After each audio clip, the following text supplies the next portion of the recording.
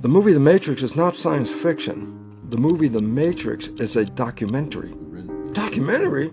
Yeah. What's the premise? Oh, the premise is we're all programmed. I go, well, that's a scientific fact. Everybody's programmed. And so for the first 7 years, you've been programmed. By what? Observing other people. And then 95% of your life comes from that program. And then you look at your life and go, my life sucks. I go, oh, you know why? It's not because you can't have success and happiness and health and all the beautiful things. It's your program that is limiting you. And that's why you struggle in life. Why am I struggling in life? I wanted to be successful. I go, good move on your conscious mind. But are you using that one? Nope. Wherever you're struggling, it's not you. You're struggling because your program doesn't support what you want. The world's in a state of chaos. Everywhere you look, I don't care what country it is, political, economic, social, racial, religious. And why is this a problem? I say it is not a problem. It's actually a good sign. You, what? The chaos and the falling apart is a good sign? Yes. Because it's something that I truly believe in is that everyone has what it takes in here to be successful. Everyone has greatness inside of them. What I find that most people struggle with is bringing it out of them. So it's not necessarily that they don't have the potential to be successful and the potential to be great. They just have trouble bringing it out of them and manifesting it to reality.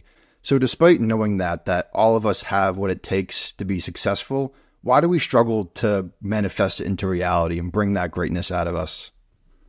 Well, let's start with a very big principle first, and that is this. Quantum physics is the most valid science on this planet. There is no science with more truth or veracity than quantum physics. I go, why did I bring it up? Because principle number one of quantum physics is consciousness is creating our life experiences. Well, then if you say that and you say, well, if I look at the world, then how come I'm having a problem? Because my consciousness has great wishes and desires and I'm not manifesting them. And I go, well, if that's true, then how come I'm not creating the world that I want? I go, oh, well, we have to take it back and understand this. It is the mind that controls our biology.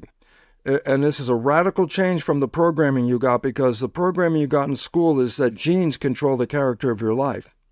And that genes turn on and off and you have no control over them. Therefore, they control you and you don't control them. I say, if you buy that, you bought the victim. I'm a victim of my heredity. I got bad genes. I got a bad life. I have nothing I can do about it. I'm a victim. Well, that science of genetics is completely wrong, because there's a new science called epigenetics. I go, what the heck is that? Sounds the same. Epi means above. So when I say, what do I call skin? Epidermis. I say, why do I call it that? Because just underneath the layer of skin is a layer called dermis. And epi is above. So epidermis means above the dermis. So I say, yeah, and what about epigenetics? I say, control above epi, the genes. I said, well, I thought the genes were in control. I go, no.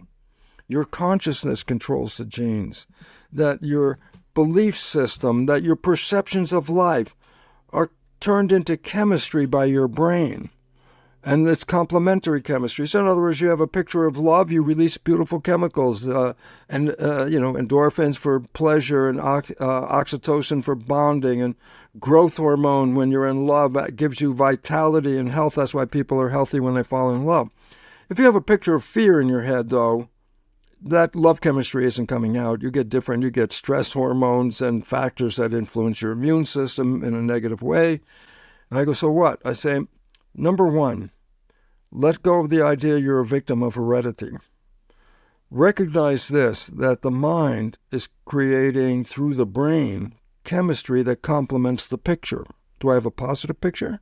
Then I get positive experience. Do I have a negative picture? I get negative experience. And all of a sudden I say, so my mind has created this, and that's where the first problem begins. The mind? Like there's one single mind? I go, no, this is then where the problem is. There are two parts to the mind with different functions. And if you don't understand the difference, then you're lost, because you say the mind and it's not explaining it. So I say, what are the two parts? The first part is the latest evolution of the brain, which is right behind your forehead here. And it's the part where the conscious mind is. I say, conscious mind? Yes, that's the mind connected to your personal identity, to your spirituality, to what makes you different than everybody else.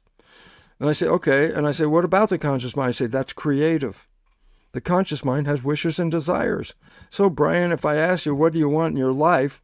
And you want to tell me, well, I want this and I want that and that. And I say, where did that desire come from? Your wishes come from? I say, conscious mind, because it was creative. I say, oh, what's the other mind? I say, the bigger portion of the mind, about 90%, is called the subconscious mind. Sub, below consciousness. It works when you're not paying attention. Below consciousness. Now, a lot of things go on day by day, minute by minute. Your heart rate, your respiration, your muscle control. You don't have to think about these things. Subconscious handles those pretty good. But here's the point. The subconscious mind is not creative. It's a program mind. It's a habit mind. I go, what do you mean habit mind? I go, the brain is a computer. Fact. It's not like a computer. It is. It's the most advanced computer. I go, so what? It's just like your computer at home. I say, what's the point? I say, in the old days, we buy a computer and you bring it home and you plug it in, you push start and the screen lights up and it boots up. I go, yeah, new computer. I say, now let's do something. You say, well, I can't do anything. I say, you got a brand new computer. No, first I have to put programs in the computer. Then I can use the computer. So we download programs. And then once the programs are in, then we can use the keyboard and type our stuff into the computer via the program. Okay, cool. Brain is a computer. It needs programs. When does it get programs? First 7 years of your life. Actually, the last 3 months before you were born and 7 years of your life, you get programs. I say, why? Because the brain in those first 7 years is not operating at a higher level of consciousness as a predominant activity. The predominant activity of a brain under 7 is a vibration called theta. Vibration meaning you put wires on a person's head. You can read their energy. It's called EEG, electroencephalograph. I can read your vibrations. And there are different levels of the vibration. The higher vibration is beta. That's like thinking, focus, schoolroom. The next lower level of vibration is called alpha, which is calm consciousness. And then the next one below alpha is called theta, which is imagination and hypnosis. And then there's one lower one called delta, which is absolute sleep. As a child, you don't go to the higher vibrations of consciousness. As a child, you're pretty much stuck in theta, which is imagination and hypnosis. So imagination, yeah, kids ride the broom. It's not if the mom says, give me the broom, and the kid's riding because it's a horse in the mind, the imagination. And the mother says, give me the broom. The child looks at her like, I don't know what you're talking about because it's not a broom in theta, it's a horse, okay? And I always like the famous tea party. You pour nothing into the cup, you drink nothing, and then you say, that was the best tea I ever had in my life. I go, theta, imagination. But it's hypnosis. I say, why should it be in hypnosis? And the answer is this, very simple point. You have to be a member of a family and you have to be a member of a culture. I go, yeah, so what? I say, there are rules. You know how many rules? Thousands of rules. Everything about how you dress, how you talk, how you move, what you do. I say, well, an infant has to learn how to be a member of the family and the community. I say, well, how does it learn that much stuff? An infant can't read, can't go to school, can't go to class.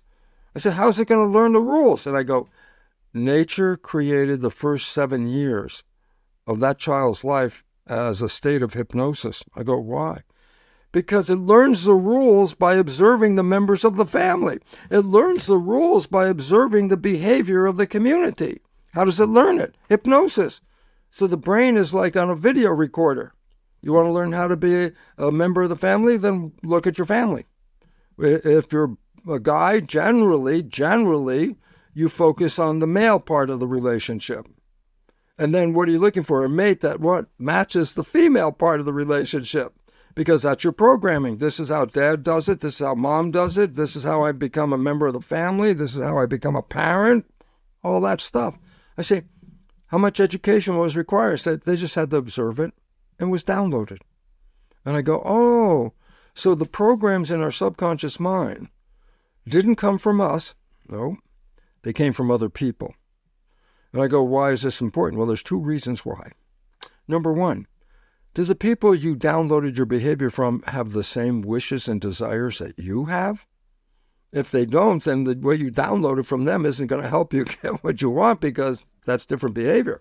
And 60% of the behavior of all of us is defective. It's misprogrammed. It's self-sabotaging or limiting beliefs.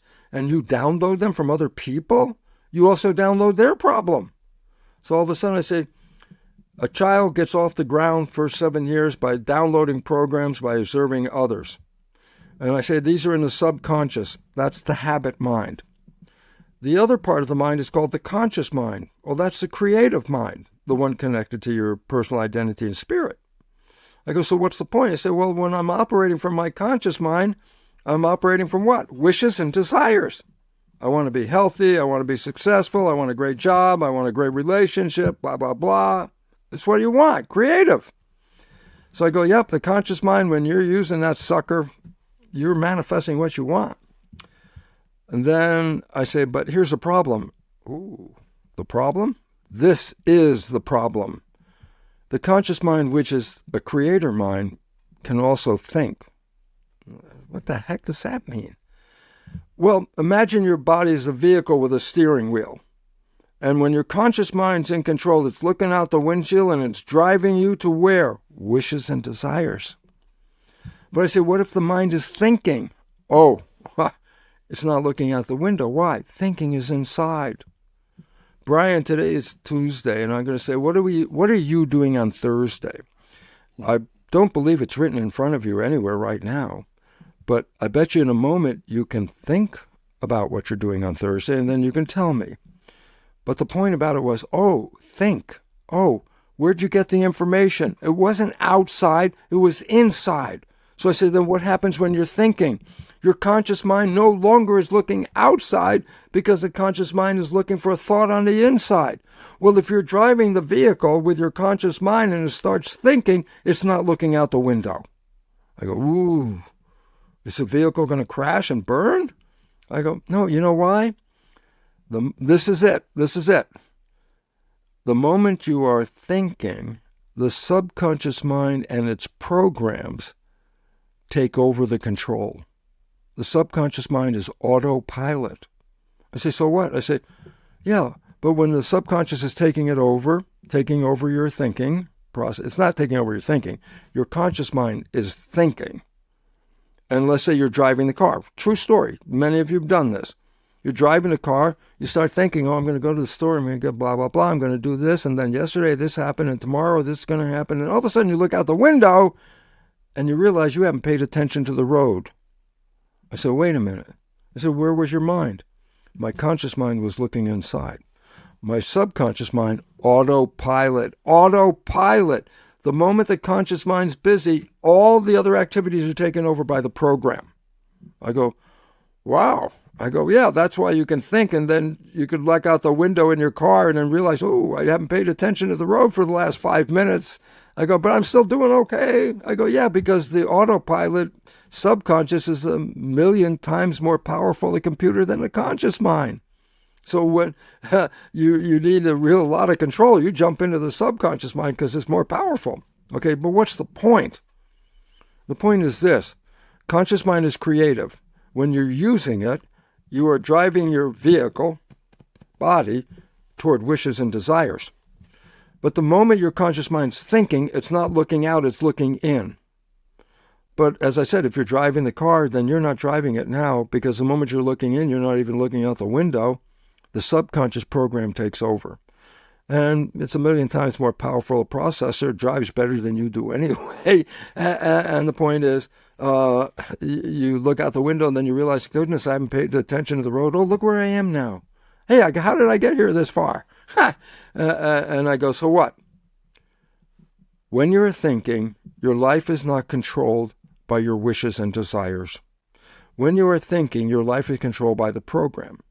Yeah, but the program came from other people. And I go, defective 60% of the time, and not necessarily, proving or showing what you want. It's what they wanted. It's not you. So are you running your life? I say, well, how much of the time are you thinking? Oh, crap, this is the problem. Average thinking time for an average person is 95% of the day. I said, what does that number say? It says then only 5% of the day are you coming from the creative wishes and desires, and 95% of the day you're coming from the programs. I go, so then are you creating the life you want? I go, nope. You're creating the life you've been programmed to create. And these programs, vast majority, are disempowering, self-sabotaging, or limiting beliefs. And I say, yeah, when you're playing those programs, do you see it? And I go, that's where the damn problem comes from. I'm thinking. My subconscious is playing the program. Is it a good program or a bad program? I don't know. You know why? I'm thinking. And so whatever the program is coming out, I'm the one that doesn't even see it. I go, well, what if it's a bad program? Go, well, then you're just creating a very bad environment, and you're the only one that can't see it. The story I've used for 40 years is fundamentally the most powerful story. And I go, what?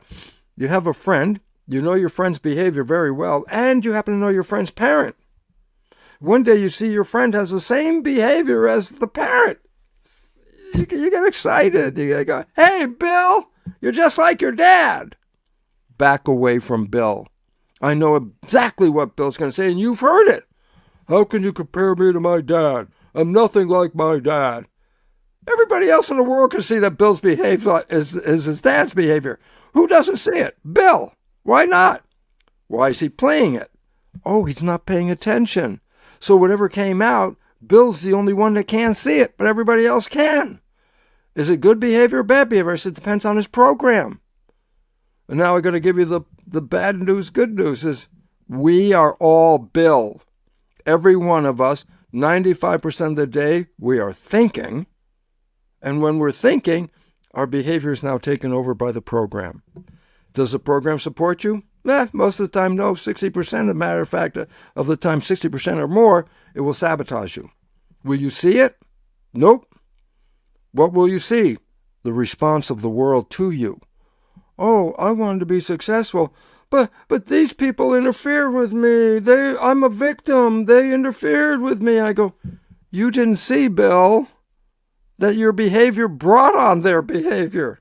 They were responding to your behavior that you didn't even know what it was. So your life is not being controlled by them. You're the one that's creating the environment and this behavior that they're responding to. So all of a sudden it's like, oh, I'm not a victim of life. I'm a creator. I go, aha! That's the true story. I go, the most valid science on this planet is quantum physics. There's no science with more truth than quantum physics. I go, what's the big deal? Quantum physics is the truth about the universe that you can't see. And I go, what do you mean? Well, you believe there's a physical part of the world and an energy part of the world, and physical things affected by physical things. The body is affected by drugs. Energy doesn't affect the body, but it does affect energy. So energy affects energy, matter affects matter, but they don't talk to each other. That's your program. I go, oh, the universe is divided into matter and energy. I go, that belief is 100% false. Why? Because matter is made out of atoms. I go, yeah, so what? Atoms are small little particles. I go, until you take those particles apart and you say, what is an electron or a proton or a neutron made out of? Oh, energy. It's an energy vortex like a nano tornado. I go, so what's relevant? I go, atoms are energy. Everything made out of atoms are energy. Oh, so are we. Well, this is what quantum physics is all about. And quantum physics not only just talks about the energy, but it says that it is the consciousness that is creating our life experiences. So you look at your life right now and you go, oh, I'm not successful. I wanted to be successful. I don't have a great job. I don't have a great relationship. I'm not healthy. I go, oh, are you a victim? I go, no, quantum physics. Your consciousness created this. I say, how? Because only 5% of the day are you actually manifesting the life you want. 95% of the day you are thinking and your life is coming from those programs. And the nature of the programs are, most of them are negative and disempowering. And then you look at your life and you go, God, I'm a victim because I wanted to be so successful and it's not working. I go, because your program, invisible to you, like Bill's behavior is invisible to him, but everybody else can see Bill's behavior. Everybody else can see your behavior. And the point about it is, are your programs supporting you? Because 95% of your life is not you, wishes and desires. 95% is the program. I go, well, when did I get these programs? I said, 3 months before you were born, your brain screen booted up, lit up, it's ready to go, but now we have to download. And so for 3 months before you're born and for 7 years after you're born, the predominant activity of your brain is not at the higher vibration of consciousness. It's at theta, which is a lower vibration, but is hypnosis. And so for the first 7 years, you've been programmed by what? Observing other people. And then 95% of your life comes from that program. And then you look at your life and go, my life sucks. I go, oh, you know why? It's not because you can't have success and happiness and health and all the beautiful things. It's your program that is limiting you, because that's what played 95%. And they say, what are my programs? I go, you don't know. I say, why? Okay, if you think you know, what program did you download 3 months before you were born? I don't know. Okay, guess what? You were programmed a whole year from 0 to 1. A whole year. What program did you get when you were 0? I don't know. You were programmed another whole year from 1 to 2. What program did you get when you were 1? I don't know. Why? You were not conscious when the programs went in. So now you got a problem. Your life is not controlled by your wishes and desires except 5% of the day. 95% of the day, your life is coming from the program. But you don't know the program. I go, guess what? Your life is a printout of your program. I say, what does that mean? I say, simple. Look at your life right now and recognize a simple truth. The things you like that come into your life, they come in because you have programs to allow those things. But this is the one I want you to pay attention to. The things that you want and desire and wish for, and you have to work hard. You have to put a lot of effort in. You're sweating. I'm going to make it work. I'm going to make it. I'm going to make my life. I'm working on it. I'm putting a lot of effort in here. I'm going to make it. Why are you working so hard? And the answer is, whatever that destination you're working hard to achieve, the reason why you have to work hard to achieve it is, guess what? Your program doesn't support it. And all of a sudden I say, well, then now you know what your programs are. Look at your life. Yep. And then I say, what about it? I say, look at your life. The things that come into your life, don't worry about it, that you like, because you already have a program. That's why they're there. But the things you wish for, desire, that you miss, it's not because you can't have it. It's because the programs that you did get downloaded with don't support that. And all of a sudden it says, oh, I'm struggling not with the world. I'm struggling with my own belief system. I go, that's why it's important, but that's also why it becomes powerful to you. If you're unaware of all the things I just said, then your life looks like a bunch of accidents. Oh, sometimes something happened really good, and then a lot of times things didn't happen that were really good. I'm just living in this victim life. And I go, you are the creator. Quantum physics, most valid science. Yes, your consciousness is the creator of these life experiences. I go, then you don't have to change the world, folks. What you have to do is change your consciousness, because your life is an expression of consciousness. And that is from the most valid of all the sciences on this planet, the science of quantum physics. And so I just went on and on. I didn't give Brian a chance to ask me any questions because I just kept going. And I think it's Brian's show, so maybe Brian should ask me some questions and I'll try and answer them.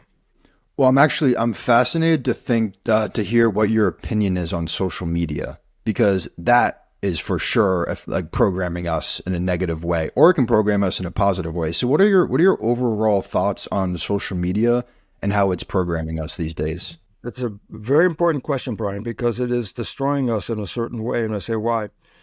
Because when you are responding on social media, are you responding from your conscious mind or are you responding from your subconscious mind? I say, why? It makes a difference in your communication. Who are you talking to and what are you talking about? Are you sending out positive vibes or are you sending out the world sucks and I don't like it and you're bad and whatever?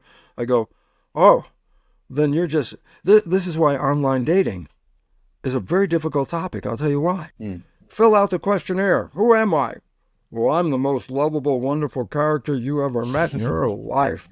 I go, well, that's your opinion from where? Conscious mind. I go, yeah, but you're not looking at 95% of your life. That's only 5%. Tell me about the 95%. He said, well, I didn't see it. I go, why? Because I was thinking and the programs were playing. I go, oh, so you don't count your programs into the story about who you are? I go, no. Then I tell you what, then the form you just filled out is not fully truthful at all. Because you're not living that life that you consciously want to have.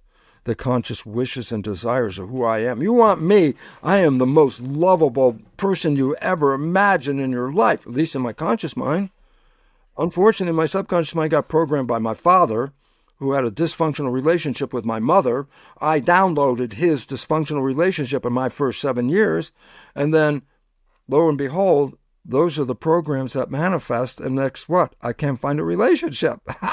So the movie The Matrix, and it's important because almost all people have seen it to some degree, the movie The Matrix is not science fiction. The movie The Matrix is a documentary. Documentary? Yeah. What's the premise?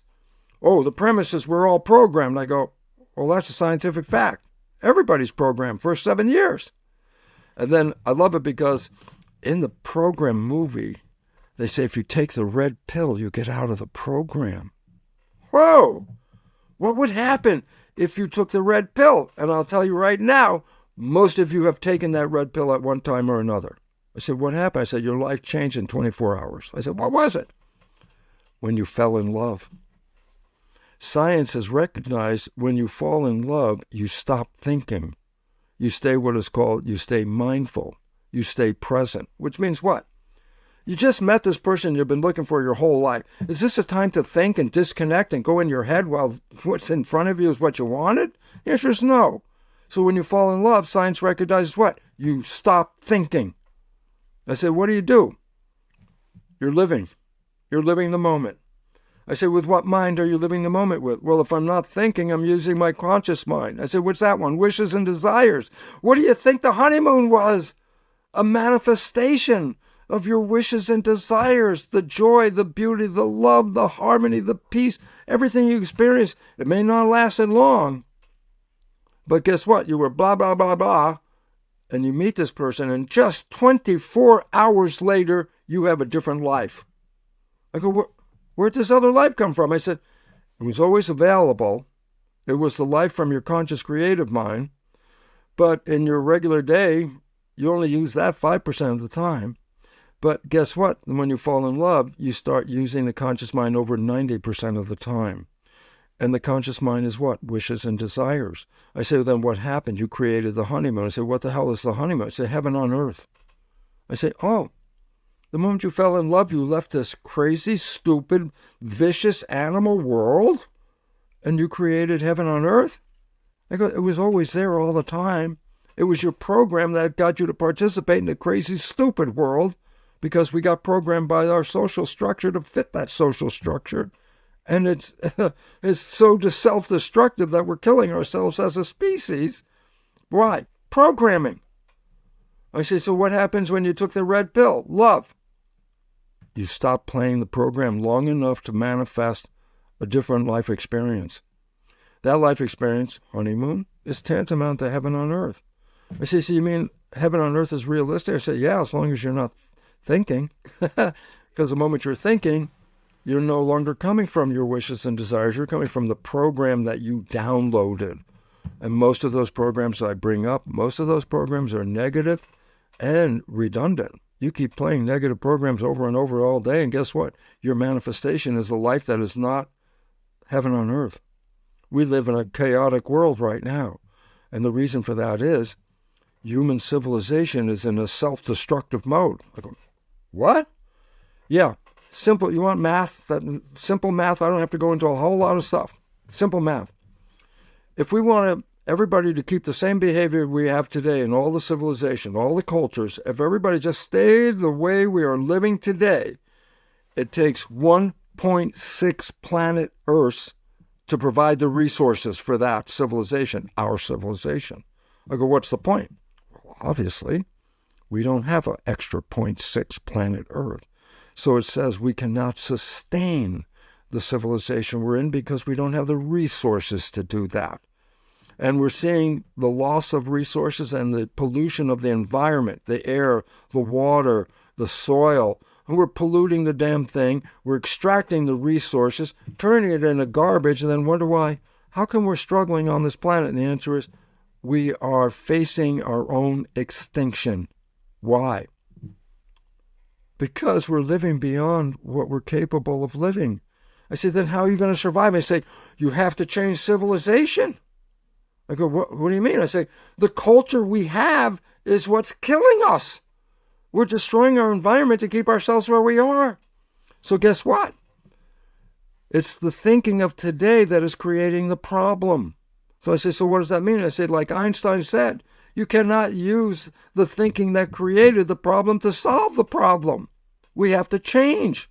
I go, what's that change? I say, you're seeing it right now. I go, what do you mean? The world's in a state of chaos. Everywhere you look, I don't care what country it is, political, economic, social, racial, religious, even gender type, is becoming a conflict all over the world. I say, why is this a problem? I say, it is not a problem. It's actually a good sign. You, what? The chaos and the falling apart is a good sign? Yes, because it's the problem of the existing system that is causing our own extinction. The only way out is to get out of that system and build a new system. Yeah. I say, so, but what does that mean to the average person? Well, my job is connected to the structure, and the structure is scary. What am I going to do? I'm so afraid. I'm going to lose my job. I'm going to lose my money. I go, if you hold on to the one that's falling down, you'll fall down with it. So I said, well, how are you going to survive? I said, the only way to survive is disconnect from that social system and create a new one with new visions and new ideas. This is the chaos, is the breaking down. So I look at it and go, yep, good move, chaos. Why?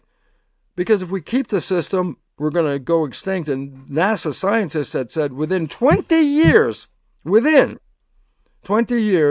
there will be a total collapse, and then just not collapse, irreversible collapse of civilization within 20 years.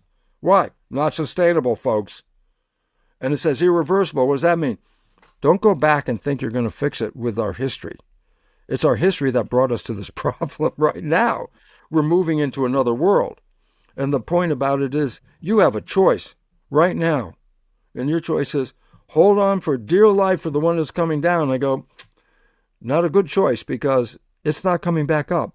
It's going down. The other thing you can do is create a new community. Let go of the old system and start to move into the world with new beliefs and new ideas and new understandings about this. Create a civilization that is sustainable.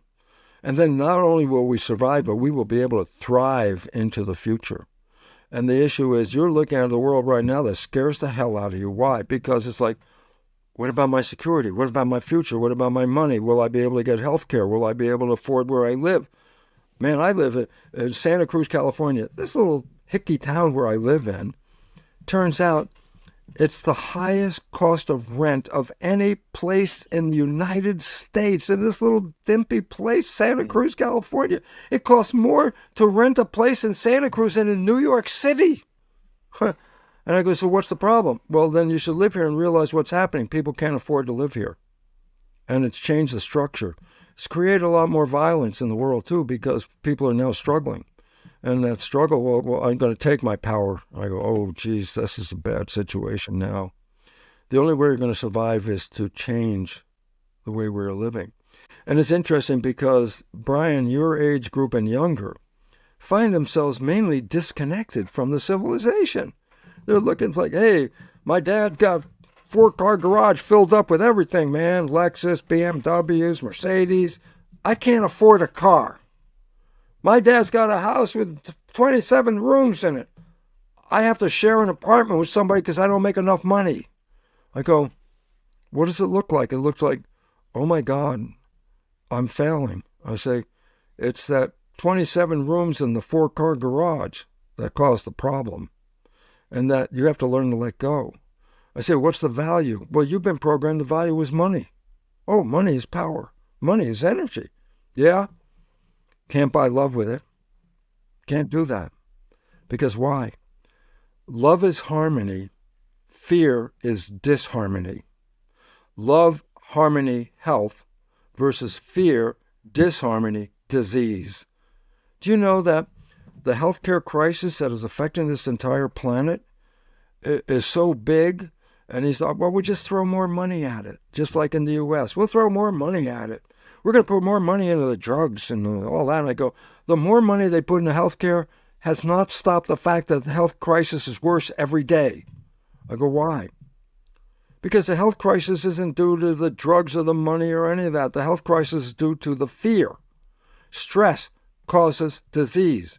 Less than 1% of illness on this planet has anything to do with genetics. And yet every cure is, here's a chemical to fix your broken body. And it's like, where's the problem? It's the consciousness that is controlling the genetics and the behavior.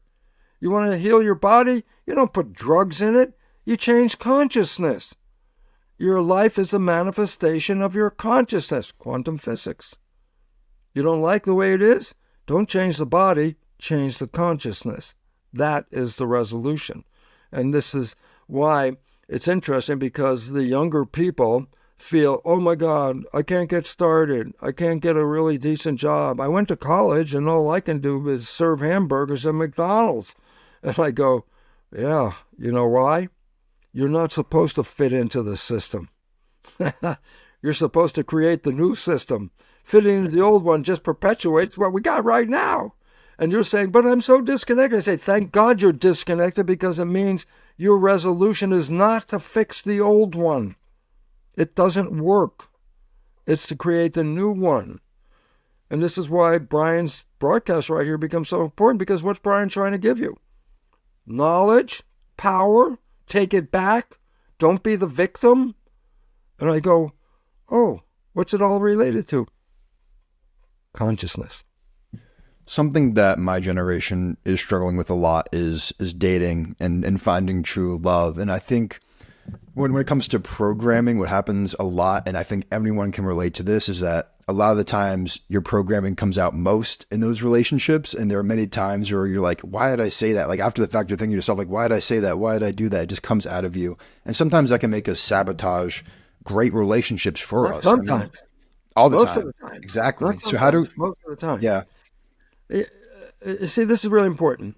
I say, why do we have trouble in relationships? I say, well, you know what the interesting part is? When you started the relationship, you weren't using your program. You started the relationship because of an experience of something in your heart, your love. You felt something. You stopped thinking. And then guess what? Your behavior with you and your new partner is all what? Wishes and desires. And if both of you are coming together manifesting wishes and desires with your conscious creative mind, what do you think you manifested? Heaven on earth.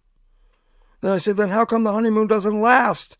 And I say, because the moment you start thinking, you dredge up those negative behaviors you never played in the relationship. Your partner never saw any of your negative programs. What? You didn't play any of your programs. But what do you think happens with this beautiful, idyllic, heaven on earth relationship when you start thinking and you start throwing up negative programs? Your partner looks at you and goes, who are you? What kind of behavior is that? And that's where I go back and tell you what. I said, when you were playing those programs, you didn't see it. You were thinking, and the negative programs played. They responded to your program, and you didn't even see you played the program. And then all of a sudden, arguments began. What kind of behavior is that? What are you talking about? Because why? You didn't even see what you just said. Huh. And now you're being accused of being somebody else, and now you're going to defend yourself against what? You didn't even know what the hell you said. And that defense and argument, and every time another of the negative programs shows up, more argument, more defense. There's a point where 50% of the marriages disappear. Why? Because they never signed on to your subconscious program. They signed on to your conscious creative mind, which had the wishes and desires. But the moment you start thinking, that is not the mind that is now creating. It's now the subconscious. It throws a monkey wrench into everything.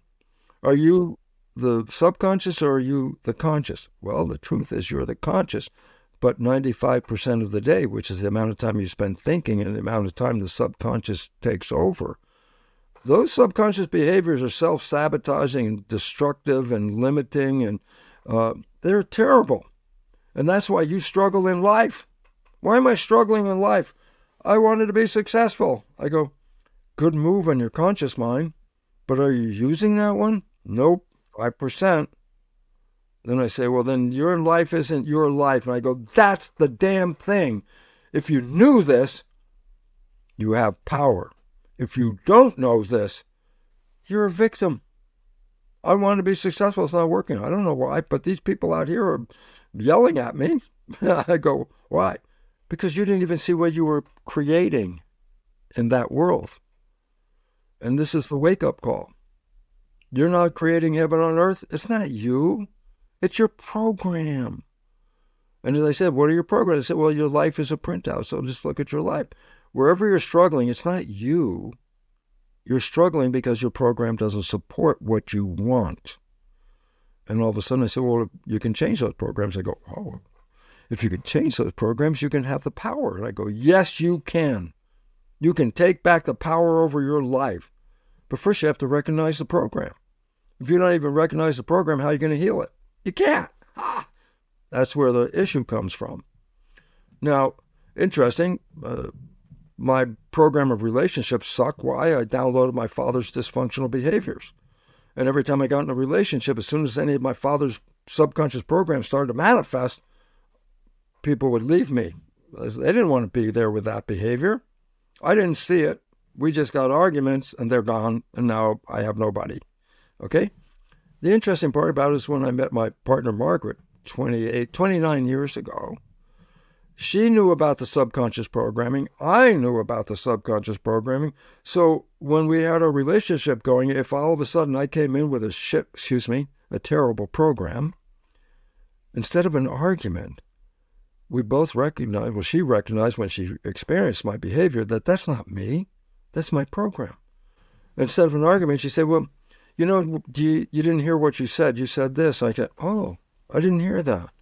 And then she would say, well, you want to change this? I said, yeah, let's change that.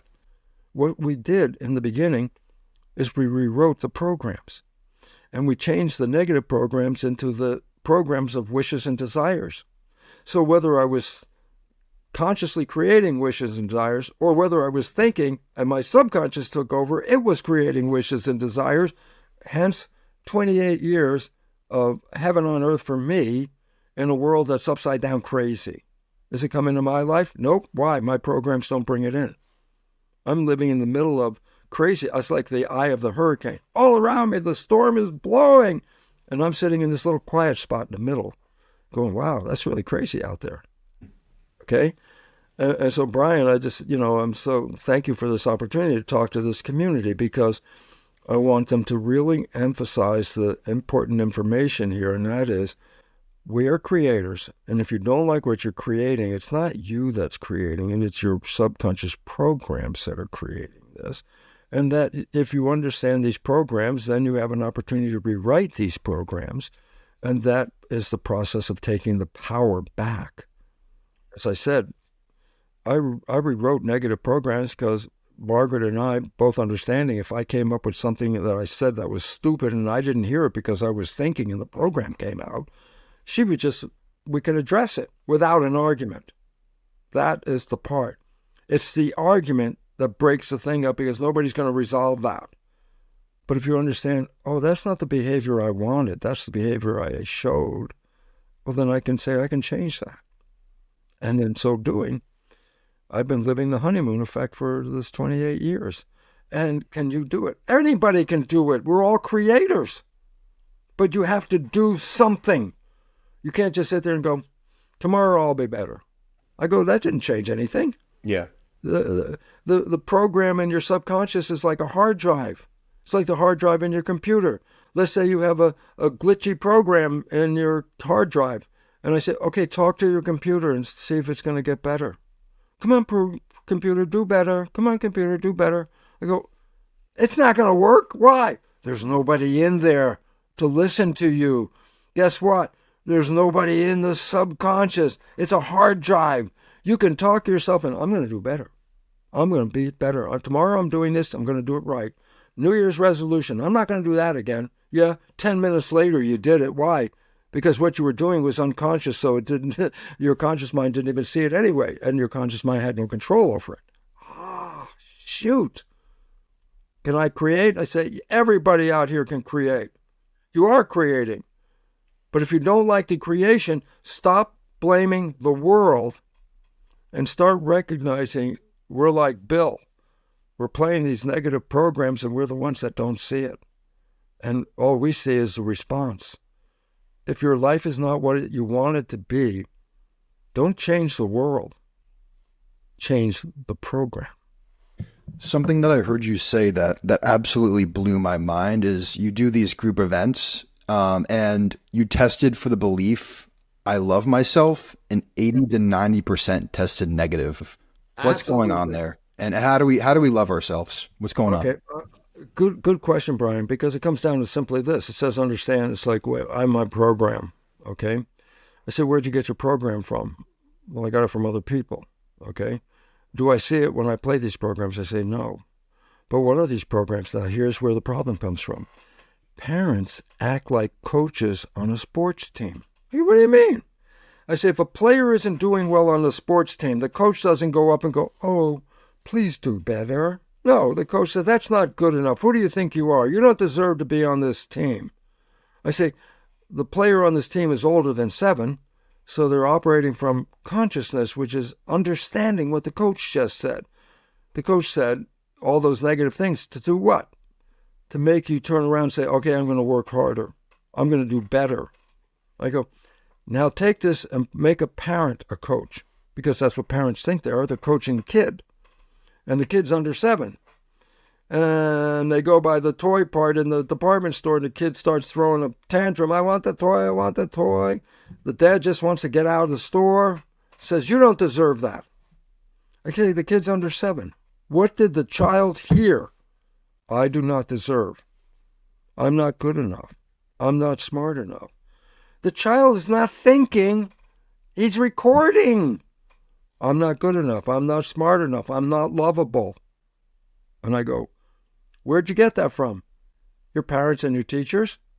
I go, did they mean that for your life? They said, no, they were trying to be like the coach. If I push that needle in you, maybe you'll do better. I go, yeah, but if the child's not conscious, then the words are just downloaded as words. Now you're older and you're looking at your life and you're looking at it through the program, the glasses, the filter of life. I'm not good enough. I'm not lovable. I'm not smart enough. That's what the program is saying. I said, then you become self-critical. You look at your own self and say, I'm not good enough. I'm not lovable. You can say that because that's what your program is saying. I go, yeah, but the problem is when you say that, your behavior will match what you just said. And then all of a sudden, you become self-critical, and self-critical has no love in it because it's critical. Love is, I overlook all your defects. Self-critical is, I have all these defects. And the point is, 80 to 90% of the people will not test positive for I love myself because their programming has put into their mind beliefs that are self-sabotaging. And therefore, when they look at themselves, they say, oh man, I'm not good enough. I go, if that's your thought, tell me about the behavior that's going to come from these thoughts. And the answer is, not good enough. I go, yeah, that's the story. Why 80 to 90% will not test positive for I love myself because their own subconscious is filled with criticisms, which become self-criticisms, which then take away Am I lovable? No, I can give you 10 reasons why I'm not lovable. I'm not deserving. I'm not smart enough. I'm not this, I'm that. And then they go through that. And then all of a sudden it's like, that's the story of my life. I go, that was the story of your program. But you now made it the story of your life. How do we maintain hope and keep on going when it just feels like absolutely nothing is going our way and everything's going to shit, nothing's working out? How do we keep going and stay afloat? Well, the first thing you have to recognize this: am I a victim of the world that's happening around me? If you believe you're a victim, then you have no control, because victim means powerless. I'm a victim. That means I have no power. It's going to shit and it's all going wrong. I have no power. I go, well, if that's what you say, then guess what? You have just, defined yourself as a victim of all this stuff. I say, so what would I do if it's different? I go, I get out of the thought and I change the thought. It's interesting.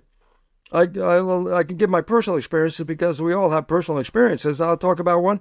I don't know if I would say manic depressive, but I was depressive at times. Why? Well, generally I was smart most of the time, but if I start screwing up, then I was kind of stupid. And I remember being in the lab one day doing an experiment. It took over 2 hours just to set up the experiment. And then when the experiment starts, if I screw it up, it's gone in a moment. I have to start all over again. So another 2 hours preparation. Start the experiment, screw it up, boom, it's done. The third time I finished 6 hours of putting this damn thing together, 3 times failing. And at the end of that, I stood in this laboratory alone, looking at myself with my self-critical mind from my program. You're not smart enough. You're so stupid. I'm talking to myself. What am I saying? Oh, you're stupid. You can't do anything. You're not that good. You don't deserve this. And I go, I'm getting down, man. Every time I'm saying this, I'm talking to myself. And what kind of message am I giving myself? You are stupid.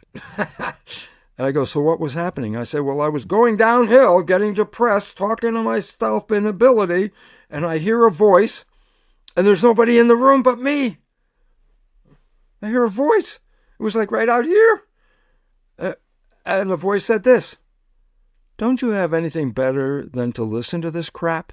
And I stopped for a second because it was first like a voice. And then I started to laugh because it was so funny. Don't I have anything better to do than to listen to this crap? And I said, yeah, I could go to a movie. So what do you think I did? At that very instant, I picked up the newspaper. I said, here's the movie. I'm going to go to the movie. I left the lab, went to the movie, enjoyed the movie, came out of the movie, no more depression.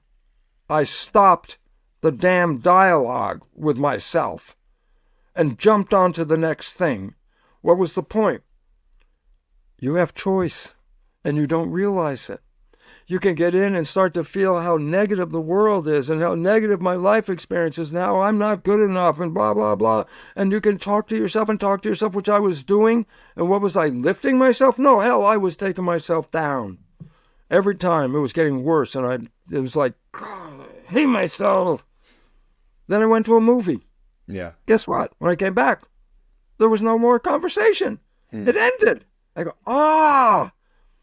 The next time I started to go down, I started to laugh because I remembered, don't I have anything? Yeah, sure, I got something better to do. And I go do it. Guess what? It would end that dialogue with myself. And I would be on to the higher level. So in the last 25 years or so, I have never been angry with myself. Why? Because the moment I start to get angry, that voice always comes back and says, no, you can do something different. I love it. Before you were born, probably, there was a show on TV called Bob Newhart. He was a comedian, and he played a psychologist. And I loved it because no matter what the patient was, whatever their problem was, when they came in and they sat across from his desk and they were talking about the problem, and they would go, blah, blah, blah, and then he would just say, just stop it. That was his response to every patient that came in. Just stop it. And the fact is, well, that's absolutely the truth. And it was that shock of the voice that got me to come aware for a minute to say, I have a choice. You want to continue abusing yourself? Then do it. I said, no, I don't want to do that. I want to do that. I said, okay, then do that. Because the moment I did that, That thing ended. I was no longer depressed. I went on to the next thing. If you stay with depression, what are you broadcasting with your mind? No success is going to come from that mind. It basically says, that mind says, I'm a victim. It's not success. And all of a sudden I go, when do you want to change that? And I say, the moment you want to change that is the moment you stop saying stuff like that and start giving yourself a more positive attitude. Like, I want to do this. I have more fun if I do that than to stay here and abuse myself. Yeah. So basically, let's do the Bob Newhart theory and say, just stop it. Yes. Yes. Because there's a moment of consciousness where you can just stop long enough to see what's going on as you're talking to yourself in a negative way. You got a moment. It's in that moment where there's choice. It's that one moment of choice. The choice is, you want to continue this or you want to do something else? It's a no-brainer. And the idea is, can you use it? I say you can use it anytime, anywhere, any place. And that we must do that. Because if you find yourself getting dejected by the world, my job sucks, my place I live sucks, I don't want this, I say, focus on that and see how much better it's going to get. It's not getting any better. It could get worse because you keep repeating it. It's time to say, I'm going to look for something different. I want something different. Well, then go out and do something different. That's the choice. People don't realize the choice when they get caught up in the self-talk that keeps taking them down because there's no stop point. Okay, that's enough. Stop. Do something else. Only your conscious mind has that moment of realization that says, this is not helping me. This is making things worse. What can make it better? Do something I want. That'll make it better. And the moment you do something you want, you're out of the problem you were digging in, and you are now free to create a different way. Yeah. So that's an important insight. Do you have choice? Yeah, that's what humans have, choice. If you don't exercise the choice, then the program is your life. If you don't like the program, you have choice to say, well, I don't want to play this program. I want to do that one. I go, oh, you got power, don't you? That's what it's about. What do you think is the biggest misconception that young people have about growing up and being an adult? The biggest misconception is the programming that they've been downloaded with that took away their power. You know, for example, education. Oh, you were programmed that genes control your life. I say, what does that mean? Oh, well, there's cancer running in my family and I can get the cancer gene, then I'm going to get the cancer. And I go, wait a minute. What kind of thought is that? I say, you know why? The thought is translated into chemistry, which is complementary to the thought, which then goes in your body and controls your genes and your behavior. If you start using a lot of negative thoughts, then the program chemistry that comes from those are chemistries that take away your power and your abilities to do this. You've been programmed that genes control your life, but guess what? The new science, epigenetics, is completely the opposite. Your consciousness is controlling your genes. There's no gene that causes cancer. There's not one gene that causes cancer. Then where the hell's the cancer coming from? Not living in harmony. The genes are correlated with cancer, but they don't cause it. And we look at the cancer cells as the problem. I say, no, that's the consequence of the problem. The cancer was manifested. What?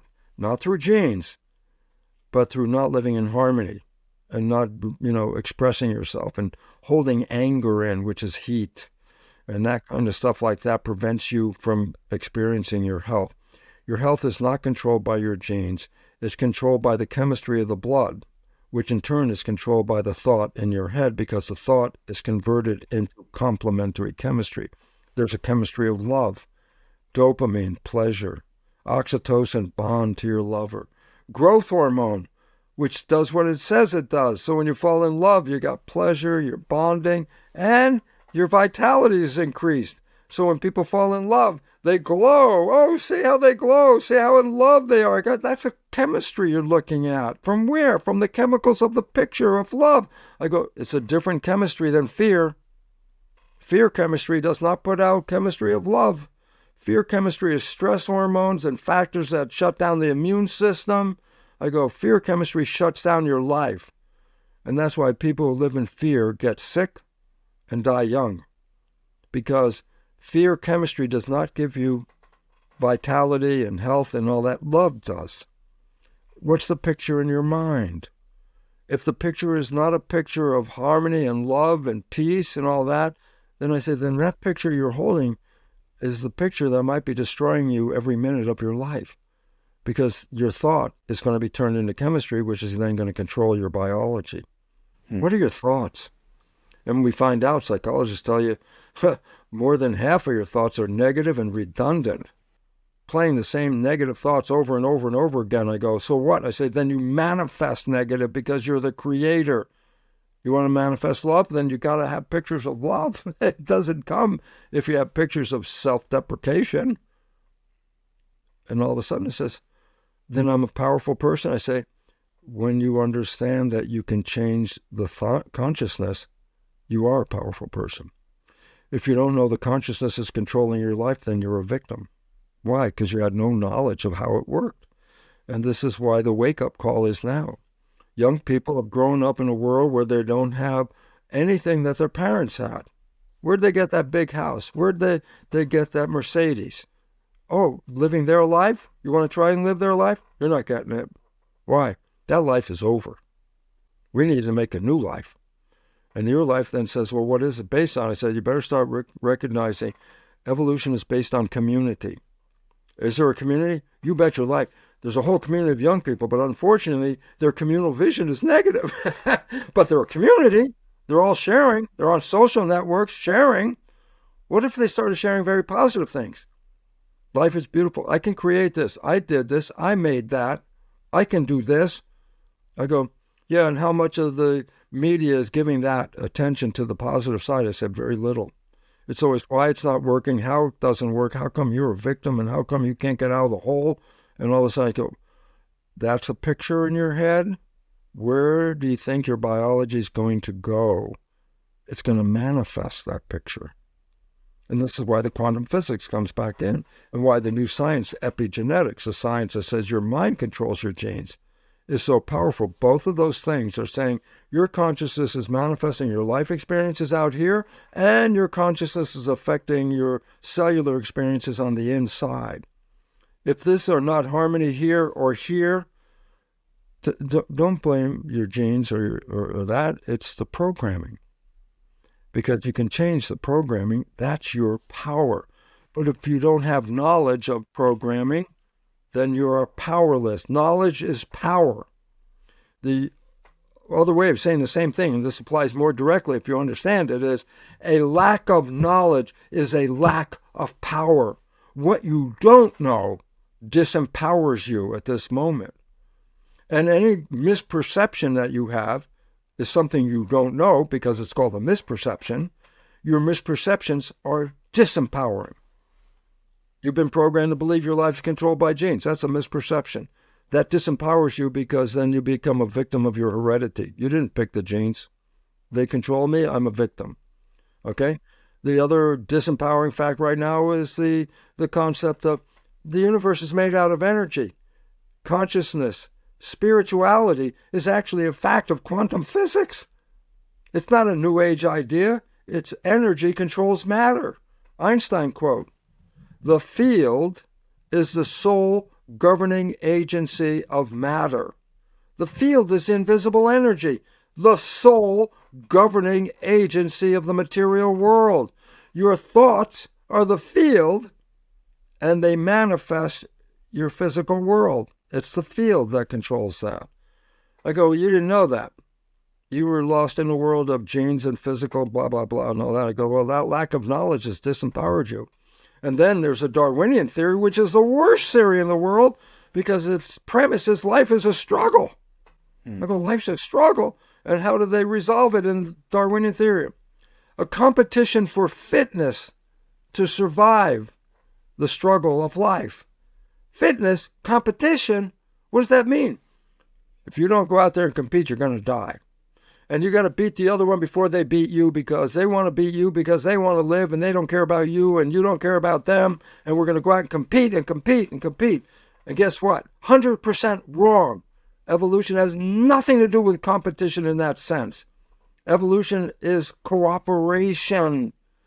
A garden is the height of cooperation. Why? A garden is the beautiful assembly of all the things that make up a garden. A garden is not a battleground.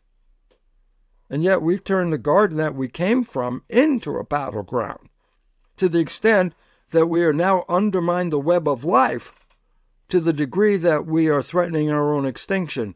And this is not 1,000,000 or 1,000 or 100 years from the future. That is within the next few decades. And the idea is, well, what created us?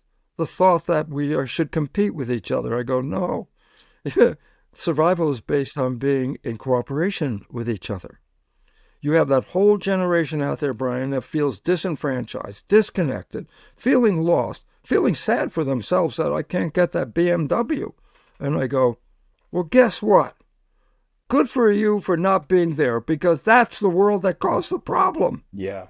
Mm-hmm. And you are a community of people, although right now, is your community serving you success as a resolution, or is your community advertising failure as the resolution? Why? Well, it's the beliefs of the community are going to determine the outcome of what's going on. And that's why I thank you for this opportunity to talk to this community. Why? You look like you're disenfranchised. You are disenfranchised. I go, why? Because if you join the group that's causing the problem, you're just going to go down with them as well. Don't join that group. You have a new community, a community of like-minded people. Instead of bitching to each other about it's not working, how about working together and saying, let's create what we want? Why? You are the creator of the future. The old people, they didn't necessarily create it, they just followed through on the creation of self-destruction. Yeah. We're facing self-destruction. So what's the way out? New community, new consciousness, new reality. Well, who's going to do that? You're going to do that. And that's why I get so excited in the face of what you look like is, oh crap, this thing's all falling apart. I go, yeah. So guess what? Make something better. Step out. Don't try and fix the old one. It's not fixable. Don't put your energy, waste your energy to try to fix something. It's broken. You want to use your energy? Consciously create something that is harmony. Consciously create love. Consciously create community. That's the resolution at this moment. My last question for you is, if I gave you the ability to have a minute with your younger self, what would you tell him? I would say, don't listen to your parents. Don't listen to any of that negative stuff. Why? They want to control you. And to control you, the only way I can control you is take away your power. Well, yeah, we've all been disempowered. That's the problem we're trying to deal with on this planet right now. You have no power and you feel it. I have no power. I can't even afford the BMW. I say, no, can't afford that. No. I say, what do? I say, get into a community, create a different way of transportation, actually, because that BMW, the gas usage of that sucker is killing us. How about a better way to travel? How about creating something different? You're creative. You're a community. Where do the new ideas come from? The minds of the creator people. Are you a creator? Well, truthfully, you are, but you didn't know it. But if you start exercising your creativity, you start exercising the power. And then you become powerful. So I don't want to hear, oh, it's all falling apart. I can't get my BMW. I don't care if you don't get the damn BMW. That caused a problem in the first place. I need you to follow Brian and listen to what he's talking about on these podcasts. I want you to understand you have more power than you think you have. And you don't even realize it. You are the future. Old people are going to die and get out of here. You're going to become old people. But if you become old people, why don't you do it with different thinking than these old people? Because these old people are the ones that make war, violence, problems. You know, you didn't even realize this. Let me tell you a secret. You didn't even realize it. People only have power in community. Yep, That's a fact. Do you know that what the COVID story was about? Oh, you thought it was about the virus? It was disempowerment of the public. I go, what do you mean? The program in COVID was don't talk to each other, put a mask on, separate, don't communicate. I go, what does it mean? No community. The whole world lost community and responded to a handful of people who said, this is how we need to deal with the issue. I said, then what did happen in COVID? You had no power. The public had no power. The government said you do this. And why did the government say that? Because a handful of people said that. And the whole world lost power. And they enjoyed that. They, the ones at the top, because they knew, look what we did. We disempowered the entire globe at one time. Everybody in the world, I don't care where you lived, were following the rules of CDC and Fauci, the criminal in my book, that put all this BS belief system into operation right here, okay? And you lost your power. So what's the opposite? Create the community, enhance it, join it, become it. Together, collectively create the stuff that you want, not the stuff you've been programmed to have. And the world's going to change. And I depend on you, young people. I'm the old guy. Yeah. I'm not supporting what's out there. There's some of us, we call ourselves elders. The elders are the ones that are living in the world going, oh, this is dangerous. And the elders are trying to tell the younger people, you get out of this mess. Don't perpetuate this program. War only ends when you decide not to fight anymore. I always love it. There's a great quote. I hope you remember this one. I can't remember who said it, but it's a great quote. And it goes, war does not determine who's right. War determines who's left. And that's what we got to work on. War is barbaric. And we're still playing with war in this world of hyper-communication, global connectivity. Their war is an anachronism. It doesn't even belong in a civilization. And yet the old people are playing the game. And they want the young people to put the uniform on. When I was young, 1969, it was the young people who said, screw you! Screw you, government! We're not doing that. They stopped the goddamn war. Because they chose, we are not playing your war. Vietnam War ended. Why? Because the people said, I'm not playing anymore. When do you want to decide to play the life you want to play and get out of the life you've been programmed to play? Because the moment you do that, you become the creator I'm looking for.